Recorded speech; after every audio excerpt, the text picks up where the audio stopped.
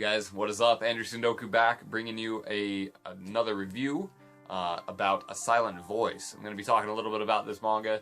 I recently read all of them, one after the next, all in one day. It was that good. There are 7 volumes.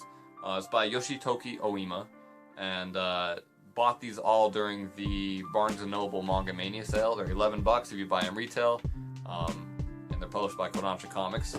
Pretty good. I mean, it's just regular, typical manga as far as the feel of it is all concerned. The story is actually fairly good. It kept my attention. I read them all, like I said, in one afternoon, and it was very good. It held my attention very well.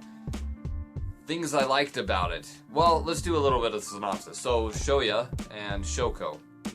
Shoya's the boy, Shoko's the girl.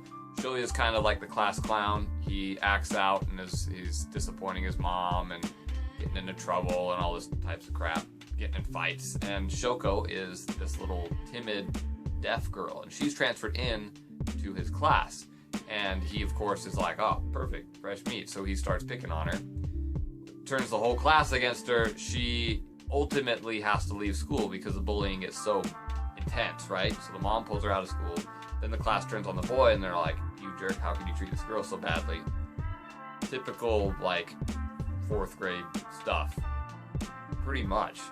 And in fact, the characters are very relatable, to the point where I wouldn't be surprised if Oima wrote this story based on actual experience, whether it happened to her, happened to someone she knew, but the characters are so lifelike and fleshed out.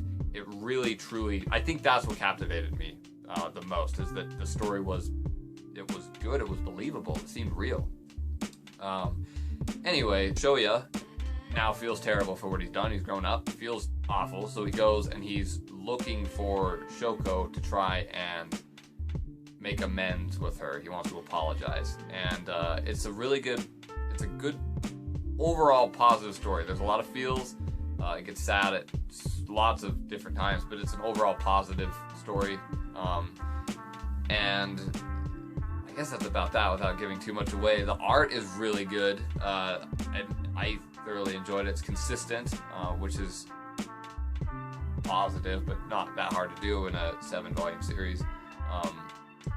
There's a lot of thick outlines around the characters, which is something that Samurai Champloo did that I first noticed, and I am attracted to that for whatever reason. But it's good, it's detailed. The characters will be drinking juice, and I'll be like, hey, that's an aloe drink bottle, as I'm drinking one now. So anything with that amount of detail in it, I mean, generally good art, right? So I appreciate it from a literary standpoint and from an artistic standpoint. Things that did bother me is that because the story is so realistic, because the characters are so believable, it ends abruptly, where you feel like there should be more, but there isn't, because nothing actually concluded. There's this like underlying romantic tone to the whole story that nothing really becomes of it, at least in a Westerner standpoint. It's nothing concludes, and it bothered me to the point where it feels like we didn't even need the last book, almost, because the idea of it, him attempting to make amends with this girl, is wrapped up in like 4 or 5 volumes, and then there's a 6th and a 7th that is just like, there's some other crap shoehorned in, and I didn't think it was so good. It helps to produce character development further, but I don't think it was necessary. Something that I liked, 2 things actually, that I liked a lot about this book, is that it's mainly told from Shoya's perspective, right? The boy character. So he will see other characters, and they will have an X over their face. Because it's from his perspective, he's like, nope, that's an enemy, this people are enemies, this classroom full of enemies, right? And that continues throughout the entirety of the series, which is awesome to see, like, who he sees as important or not important with the X. And the X's fall off or they reappear as the story commences, and it's that I thought was very interesting. And then in one of the ending volumes, super interesting. The story shifts, and now it's from Shoko's perspective, the deaf girl.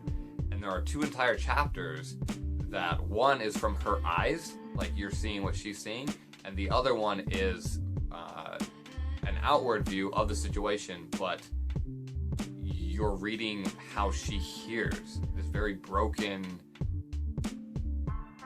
manner of speech, because she's deaf, she can't pick up everything, right?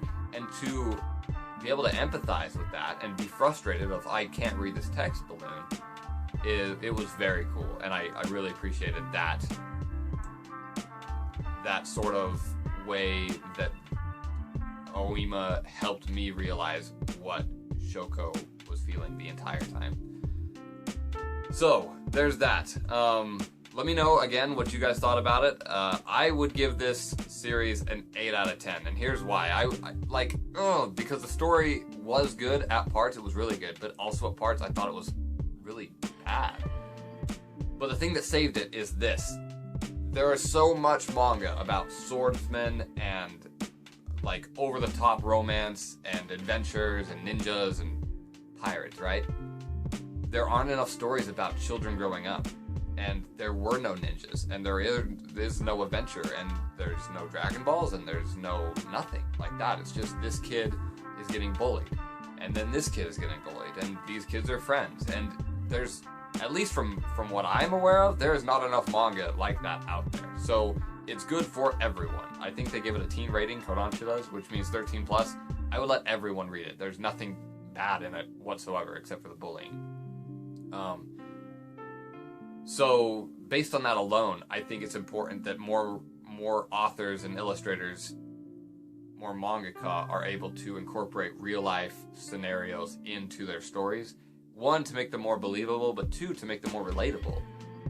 I felt for these characters in ways that I didn't feel for Goku or for Luffy or people like that, you know what I mean? So again, 8 out of 10. Let me know what you guys think about it, and as always, thanks for watching, and I will talk to you later.